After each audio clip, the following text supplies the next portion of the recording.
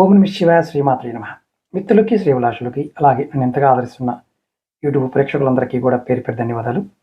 మిత్రులారా, మీ అందరికీ పరాదేవత ఎల్లవెల్లా మీతో ఉండి మీ మనోవాంఛ నెరవేర్చాలని మనస్ఫూర్తిగా కోరుకుంటున్నాను.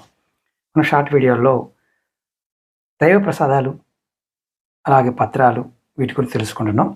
ఇప్పుడు మనం బృహస్పతి పత్రం అంటే అరటి ఆకు. అరటి ఆకుతో కూడా దేవతారాధన చేయవచ్చు.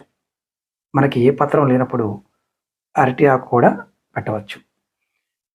ఈ బృహస్పతి పత్రం అంటే ఈశ్వరుడికి చాలా ఇష్టం. అరటి ఆకుతో కూడా శివార్చన చేసిన, శివుడిని పూజ చేసిన, అనుకున్న పనుల్లో జయం కలుగుతుంది. ఎవరైనా సరే పువ్వులు లేవనుకున్నప్పుడు ఈ పత్రాలతో షార్ట్ వీడియోలు చాలా చేశాను కదా, వీటితో మీకు ఈ దొరికిన దాన్ని ఖచ్చితంగా ఆచరణలో పెట్టండి. అలాగే మీకు ఈ వీడియో నచ్చినట్లయితే లైక్ చేయండి, ఛానల్ని సబ్స్క్రైబ్ చేసుకోండి, పక్కనే ఉన్న గంట సింబల్ని యాక్టివేట్ చేసుకొని 10 మంది మిత్రులకి షేర్ చేయండి.